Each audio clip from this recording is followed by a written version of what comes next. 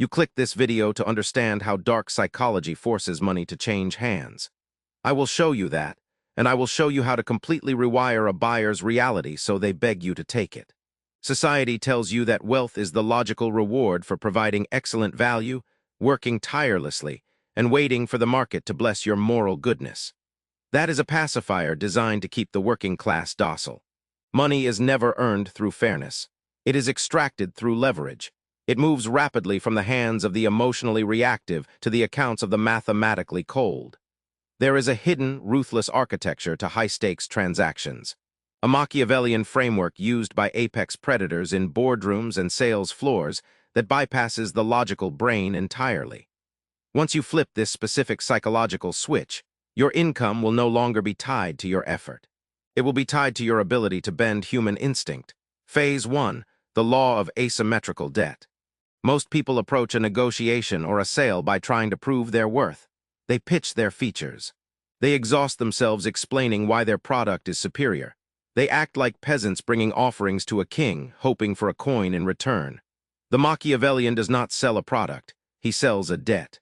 You have been conditioned to view a transaction as an equal exchange, money for a service. But human psychology does not operate on equality. It operates on the unbearable weight of obligation. Look at the underlying mechanics of Robert Cialdini's concept of reciprocity. The mainstream, sanitized interpretation is to give a little something for free, a trial period, a complimentary PDF, to make the customer feel warmly toward you. That is amateur. That is weak. The dark application of reciprocity is to manufacture an asymmetrical emotional debt, a debt they cannot easily categorize or repay. You give them a concession, a piece of highly restricted insider information, or a perceived personal sacrifice that costs you absolutely nothing but feels monumental to them. Study the narrative tactics used by the aggressive brokers of the 1990s, the Stratton-Oakmont method. They did not lead by pitching the fundamentals of a stock. They pitched the exclusivity of their own risk. They would lower their voice. I shouldn't be giving you this allocation. My firm reserves this for institutional money. I am sticking my neck on the chopping block for you right now because I see a long-term partner. They manufactured a sacrifice. When a human being feels they are the recipient of an unearned, massive favor, a literal biochemical tension builds in their chest. It is deeply, intensely uncomfortable. The human animal despises the vulnerability of feeling indebted to a stranger. They will do anything to relieve that psychological pressure. And how do they relieve it? By yielding to your ultimate request, by signing the contract, by handing over their capital. Do not offer free value, offer targeted sacrifices. If you are negotiating a deal, give away a variable you genuinely do not care about, but frame it as if you are bleeding for them. I am stripping away my own margin here. I will have to fight my partners on this, but I'm doing it to get you across the line. You have just anchored a hook directly into their conscience. They are no longer buying a service. They are buying their way out of the guilt you just installed. They are paying a ransom to restore their own emotional equilibrium. How do you counter a prospect who is perfectly rational and obsessed with spreadsheets? You don't. You bypass the spreadsheet entirely and attack the ego. Is this starting to unnerve you? Good. The truth of power is rarely polite. Phase 2, the manufactured chasm. We now move to the most devastating psychological maneuver in wealth extraction. The technique that separates million-dollar operators from street hustlers. You cannot sell a life raft to a man sitting comfortably on dry land. The average person waits patiently for a buyer to realize they have a problem. The outlier creates the problem in the buyer's mind, lets the panic crystallize, and then charges an exorbitant premium for the cure. This is not about lying. It is about framing reality so sharply that the mundane suddenly feels like an immediate emergency. Niccolo Machiavelli observed a brutal truth about human governance. A prince must make his citizens depend on him in times of crisis. If there is no crisis, the prince's perceived value drops to zero. He becomes expendable. In the realm of money, if your prospect feels safe, their wallet remains bolted shut. Safety is the mortal enemy of the transaction. Comfort is the enemy of urgency. You must introduce them to a danger they did not know existed. A danger they are already standing in. Let us look at a historical masterclass in market manipulation. Cesare Borgia, the man who inspired the prince, conquered the Romagna region. It was a chaotic, lawless territory. Borgia needed absolute order, but he did not go in with a gentle hand. He appointed a remarkably cruel commander, Ramiro Dorco, to pacify the region with extreme, terrifying violence. Dorco did the dirty work. He brought brutal order to the streets. But in doing so, he became universally despised by the populace. Borgia watched from a distance. Once the region was stable but utterly terrified of Dorco, Borgia stepped in. He had his own commander executed and left his severed body in the public square at dawn. The people rejoiced. They viewed Borgia not as the conqueror who installed the tyrant, but as the divine savior who freed them from him. What is the financial translation of this blood-soaked history? You must position the market, their current strategy, or their ignorance as Ramiro Dorco, the brutal dictator that is actively punishing your prospect. You do not sell the solution. You agitate the pain. You validate their deepest fears about their business or their finances. You let them feel the full, crushing weight of the market's cruelty. You ask questions that tear open a gaping hole in their foundation. How long have you been bleeding 20% of your operational capital to this inefficiency without your board noticing? Do not offer the solution immediately. That is a rookie mistake. Let them bleed. Let the realization of their vulnerability wash over them. Let them verbalize their own panic. Let them convince themselves that they are drowning. Only when they are desperate for an exit do you present the door, and you do not open the door eagerly. You make them ask you to open it. You position your offer as the swift, decisive blade that executes the tyrant. This permanently shifts the power dynamic. You are no longer a vendor begging for a budget. You are the savior pulling them from the wreckage. Saviors do not negotiate on price. Saviors dictate the terms. Phase 3, the illusion of autonomy.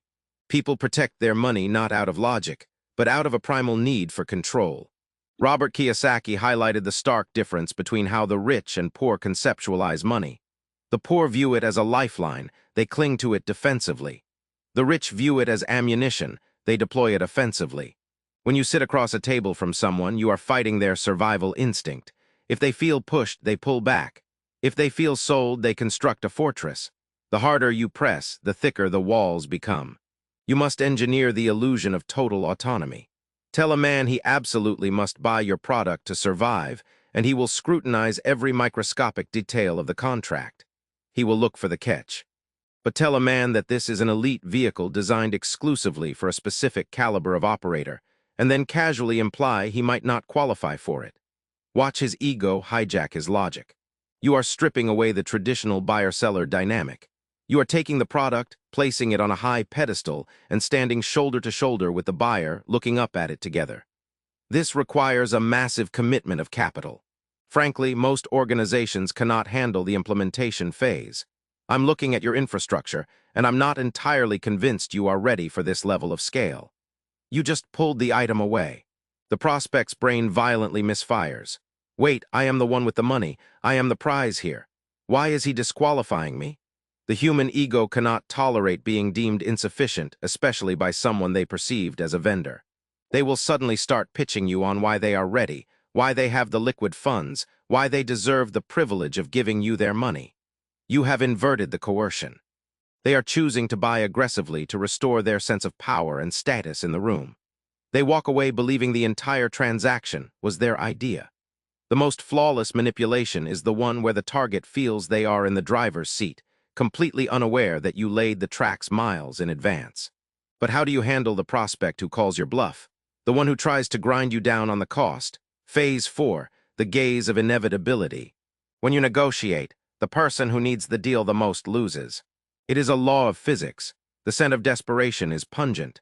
It kills high-ticket sales faster than terrible pricing.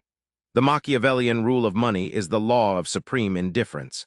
You must train your nervous system to look at a massive pile of cash, a life-changing commission check, or a massive portfolio, and feel absolutely nothing. If your heart beats faster when the contract is pushed across the table, the client will see it in the microdilation of your pupils. They will hear it in the slight, ragged acceleration of your breath. The moment they sense your desire, you become the prey. You must internalize the cold, mechanical nature of a casino house. The house does not jump up and cheer when it wins a hand. It does not sweat when it loses one. It simply rakes in the chips with a blank face. The house expects to win. When you present your price, state it like you are stating the weather. The capital requirement is $150,000. Then hold unbroken eye contact. Do not flinch. Do not look down at your notes. Do not immediately offer a payment plan. Do not justify the cost with a rambling list of features. Justification is a subconscious plea for forgiveness. You do not ask forgiveness for offering elite value. Let the immense weight of the number sit on their chest. Let the tension fill the room until it is suffocating. They will squirm. They will try to read your face for a microscopic sign of flexibility. They will search your eyes for a crack in your armor. They will find none. You are a wall of stone. This breaks the amateur buyer. They are completely accustomed to salespeople who negotiate against themselves, dropping the price out of sheer awkwardness before an objection is even raised. When you hold the line with absolute cold indifference, you communicate a terrifying subconscious message. He does not need my money. He must have plenty of it. This product must be worth exactly what he says it is because he is willing to let me walk away. Indifference is the ultimate display of dominance. You have learned how to anchor guilt. You have learned how to manufacture a crisis. You have learned how to invert control and hold the line of indifference. But all of this relies on external triggers. What happens when the prospect is immune to external pressure? What happens when you are dealing with a seasoned apex predator who sees through the standard playbook? You stop attacking their logic. You infect their identity. Phase 5, Identity Infection and Weaponized Mourning. Apex predators, veteran CEOs, self-made millionaires, and seasoned investors do not buy features. They do not care about your deliverables. They buy mirrors. They buy reflections of their own grandiosity. When you sit across from a high-status individual, their analytical brain is a fortress. They have heard every closing technique. They have read the books on persuasion. They know when you are attempting to create artificial urgency. If you try to outlogic them, you will lose. So you bypass the intellect entirely. You aim for the ego. Identity infection requires you to label the prospect with a characteristic they desperately wish to possess, and then tether your offer to that exact characteristic. People do not purchase things to solve physical problems. They purchase things to become someone else. The executive buying a 7-figure consulting package is not buying data. He is buying the identity of a visionary leader. He is buying insurance against the terrifying, creeping thought that he is actually an imposter. If you pitch the data, you are immediately commoditized. You lose to the cheapest competitor. If you pitch the visionary identity, price becomes utterly irrelevant. In fact, the price becomes a feature. The higher the cost, the more potent the identity shift. Machiavelli advised that a ruler must always appear religious, faithful, and humane because the masses judge by the eye. The masses buy the appearance of virtue. In the architecture of high-level transactions, you are selling the appearance of absolute competence. How do you execute the ego bind? You label them. You assign them a high-status trait before you present the terms. You strike me as a deeply clinical decision-maker, someone who does not let emotional attachments cloud the mathematics of a deal. They will nod. They will accept the compliment. They want to be seen as clinical. Once they accept the label, the trap is set. When you present the exorbitant price, if they flinch, if they hesitate, they contradict the label. They prove they are emotional. They prove they are attached to the safety of their current capital. To maintain the elite identity you just handed them, they must agree to the terms. They must write the check. It is psychological extortion flawlessly disguised as a compliment. Next is weaponized mourning, the sunk cost exploitation. The amateur sells the future. Imagine how much money you will make next year. The outlier sells the past. Look at how much blood is already on your ledger. Human beings are terrified of loss. The psychological pain of losing $10,000 is exponentially more intense than the joy of earning $10,000. The dark strategist weaponizes this biological flaw by making the prospect realize how much they have already lost by operating in ignorance. Future gains are hypothetical. They require imagination. Past losses are real. They require mourning. You force them to look at the wound. Let us calculate exactly how much capital has bled out of your accounts over the last 36 months because you were using outdated mechanics. Let us look at the exact number you surrendered to the market. You are acting as the architect of their regret. Think of the empires that collapsed because they refused to adapt. The Ottoman Empire delayed the adoption of the printing press for centuries out of a desire to maintain absolute control over information. That single decision bled their intellectual and economic capital until they became the sick man of Europe. They clung to the old ways and the world passed them by. You tell the prospect they are doing exactly that. You make the pain of their past inaction so acute, so intensely humiliating, that paying your fee feels like a massive relief. It feels like stopping an arterial bleed. They are no longer buying a service to grow, they are buying a tourniquet to survive. Phase 6, the architecture of the enemy. Shared joy creates fragile connections. Shared hatred creates unbreakable blood oaths. If you want to bond with a buyer instantly, do not try to be their friend. Do not ask about their weekend. Do not engage in hollow corporate pleasantries. That signals low status. Instead, construct a shared enemy. Find the entity that haunts their industry. The algorithm, the institutional banks, the regulatory bodies, the lazy, entitled workforce. You position your product not as a utility, but as a weapon against that specific enemy. Machiavelli wrote extensively on the utility of a common foe. A prince must often point to a looming external threat to keep his own subjects united and perfectly compliant. Fear of the outsider overrides internal rebellion. In a high-stakes transaction, you and the buyer are the subjects. The enemy is the system designed to crush them.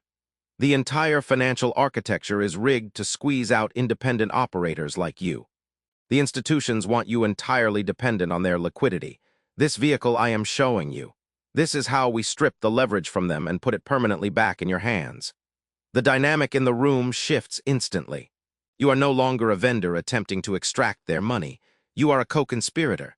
You are handing them a loaded gun to fight their oppressors. You are the armor-bearer in their war. When you frame the transaction as an act of rebellion, logic vanishes. Spite is a vastly more powerful purchasing motivator than return on investment. People will spend fortunes just to prove they cannot be defeated by the system. Phase 7, the Disqualification Protocol. We arrive at the final, most counterintuitive mechanism of elite persuasion, the velvet rope. When you feel the deal slipping, the natural human instinct is to lean forward, to offer a discount, to talk faster, to beg. The Machiavellian instinct is to pull the offer entirely off the table. This is the velvet rope psychology. A highly exclusive nightclub might be completely empty inside, but the bouncer creates a massive line outside. The line, the barrier to entry, creates the perceived value. If the doors were wide open, no one would want to enter. If you chase the prospect, you are a street vendor. If you reject the prospect, you are the gatekeeper. I am going to stop you right there. The more we talk, the more I realize we are not a fit. Your organization moves entirely too slowly for this kind of aggressive deployment. You need a safe, traditional vendor. We only work with operators who can execute without hesitation. I am going to withdraw my offer. The psychological devastation of being told you are not good enough is absolute. Watch the prospect's posture change. Watch the panic set in. You just took away their toy. You just told a wealthy, powerful individual that their money is not good enough to buy your respect. The human ego cannot process this rejection. It short-circuits. They will immediately scramble to prove you wrong. They will start pitching you on why they are agile, why they are aggressive, why they are the perfect client. They will fight tooth and nail to hand you their capital. You do not close the deal. You force them to close themselves. You create a chasm of distance, and you let their own insecurity build the bridge back to you. Money is not a physical reality. It is a psychological construct, a shared hallucination that we all collectively agree to participate in. Those who succumb to the hallucination work until their bodies break, trading their finite time for digits on a screen, constantly paralyzed by the fear of poverty. They believe money is a reward for moral goodness and hard work. They die tired. Those who understand the hallucination control the world. They view money merely as stored human energy. They do not work for it. They engineer environments where that energy naturally flows toward them. They use the invisible levers of guilt, ego, fear, and identity to bend the will of the market. When you master these Machiavellian laws of transaction, you do not just acquire wealth, you acquire sovereignty. You become immune to the desperate, grasping anxiety that defines the modern human experience. You become the architect of your own reality. But what happens when the accounts are full? What happens when you acquire all the capital you ever desired and you sit alone in a perfectly quiet room? You realize the money was merely a distraction, a shield. But a shield cannot protect you from the rot inside your own mind. The darkness does not stop at your bank balance. It waits for you in the stillness. It waits for you to realize that true power is not controlling others' wealth. True power is confronting the terrifying entity that lives behind your own eyes. If this opened your eyes, understand this is only what I can show publicly. There are videos I cannot upload for everyone. There are aspects of dark psychology that I simply cannot discuss publicly on YouTube without being censored or demonetized. The algorithm suppresses the most powerful information. Those exist behind the join button. If you're still here, you're not like the others. Subscribe if you haven't. But if you want what's hidden, click the join button and step into the architect level. You will unlock exclusive, uncensored videos that dive into the deepest parts of the human psyche. Most won't. That's the point.